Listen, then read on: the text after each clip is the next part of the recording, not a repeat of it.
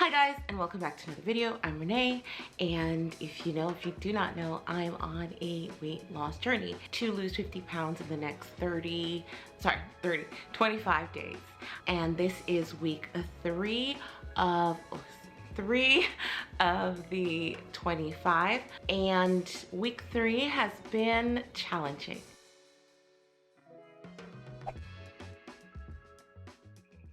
The challenges were not like week 1 and week 2. Week 1, it was like the adrenaline of being motivated, but then going, what did I get myself into? Now week 2 was more like an emotional battle. It was like, no sugar, I want sugar, give it to me now kind of moment. The old me wants to eat a large Domino pizza with just like lying on the couch and watching Netflix. And week 3 is more like, my body is tired, when do I rest? This is not a glow, this is a sweat. This ain't cute.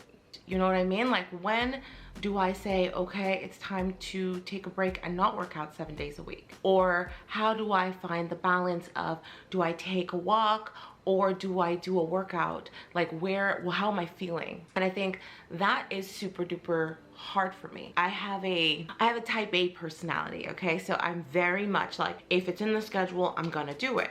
And it was hard for me to kind of understand that, no, you're tired. You can't work out. Right now, you're tired. And not that the workouts were hard. So this week wasn't particularly challenging. The workouts weren't insane. My body is quite used to doing it. I'm getting stronger in my arms. Like, I find my push-ups are better. I also find that I'm able to keep up better than before, so that's really nice. It was not as bad. My walks were nicer. We had a couple of days without rain, and that really helped. I'm just thinking of what else I want to say about the workout. My yoga is getting much better. So I did yoga, I did Pilates. Shake your head, soften your knees, and then peel up through your spine one vertebra at a time. Pilates is getting better. I don't think it's ever going to be particularly easy. I don't think that's what Pilates is giving.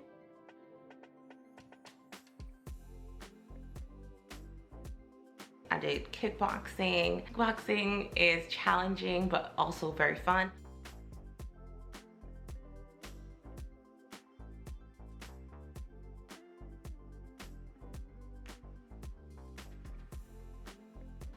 I do 2 HIIT workouts a week and 2 strength training a week. And that, it's challenging. For me, it's the knees. Like, my knees, when I'm doing my lunges, is hard. Like, that's the part where I'm going, when are my knees gonna get better? I don't hurt anymore going up the stairs unless I overworked my legs, like I did a walk and I did like lower body workouts, then I'm gonna have pain. But if it's just like an upper body day and I take a walk, I feel no pain going up and down the stairs. I feel great. Also, there's like this thing that I had to go over. It's like almost like a hurdle. And I found I went over it and I went, normally my knees would hurt and I'd have to hold on to something when I need to like go over it. It's almost like a rock. So to go over it. And this week, I did not need any help. Like, I was just like jumping over it like, so that was really nice. Food was challenging. I learned that I should not be having sweet potatoes, starchy potatoes, like because my diet was potatoes, and I took the potatoes to replace the carbs that, like the breads and the, and the croissants and the cookies and all that stuff that I was eating. So I substituted with sweet potato and potatoes, and actually I should not be having that. And I have been following the Ayurvedic diet and learning about my sleep cycle. I'm a lion, so if you know what you are, I'm a lion chronotype. So if you know what you are, just like put it down in the comment section. I'd love to know like what people are. But yeah, so I'm a lion. So I was working out in the evening, and that's why I was so tired when I was doing my workout in the last couple weeks, because I was like, that's when all my energy is spent. It's the end of the day and I'm just like burned out, and then I have to give 100% in my workout, and it was hard. So I switched to working out in the morning at 4 a.m., which is when I get up, and it has changed everything. Like now I work out and I don't have to worry about coming home and going, ugh. But when I get home from work, I do take a walk. Like I take a lunch walk and I take an after work walk before I have dinner. So, you know, it's just to kind of get my, like, burn that last calorie. And then I'm like, I'm okay. Also my bedtime. I was going to bed at like about 9:30, 10. I'd let things distract me. I'd let things get in the way. And now I'm like, no thank you. No, I can't pick up your call. It's on do not disturb. I'm very rigid in that. So now I go to bed and I need 8 hours of sleep and I wake up at 4. So I was like, oh my gosh, I didn't realize I needed 8 hours and I was getting 6. So obviously I'm exhausted during the day and my nutrition wasn't good. I wasn't working out. I wasn't doing any kind of movement. I was just literally getting in the car, going to work, coming home. Getting in the car, going to work, coming home.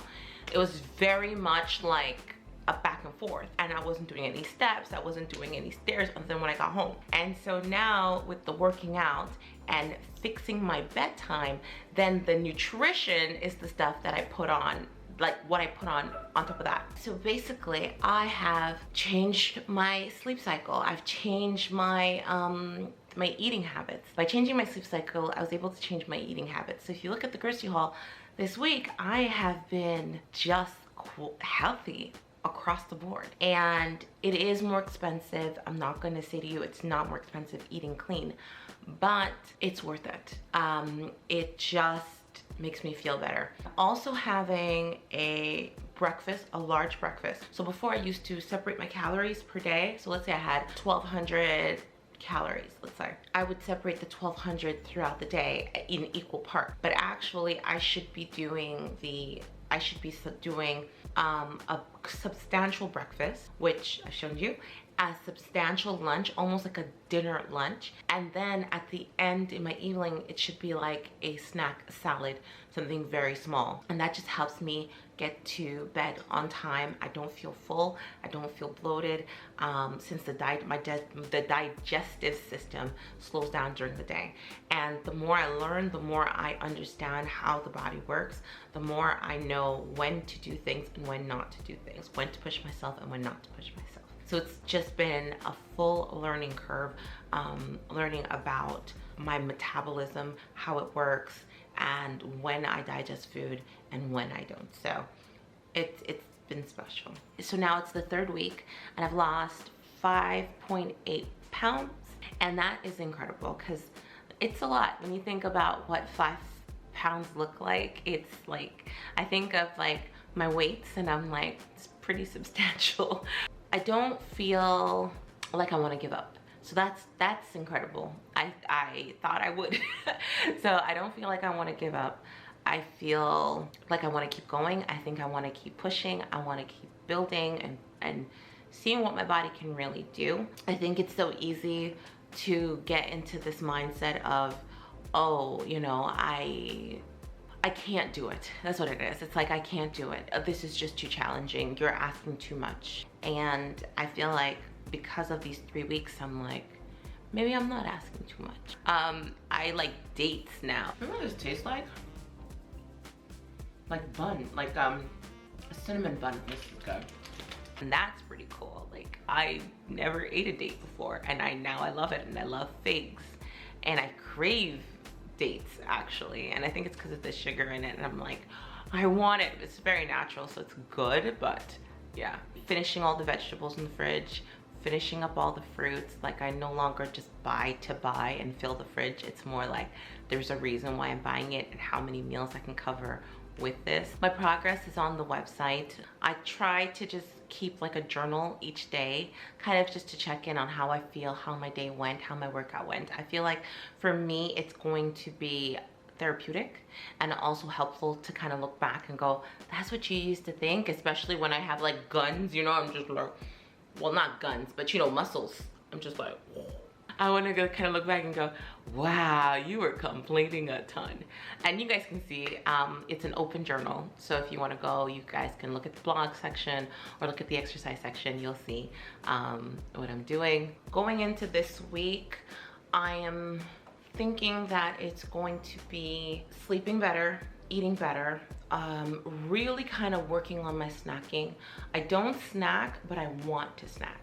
So I'm hoping that I get to the point where I'm not craving snacks as much. Also, I've reduced my coffee. I didn't say that. I reduced my coffee to an espresso in the morning, and not a double shot, but a single shot. That's pretty crazy. And I'm having herbal tea during the day, and also lemon water first thing in the morning. And I found out that I was dehydrated.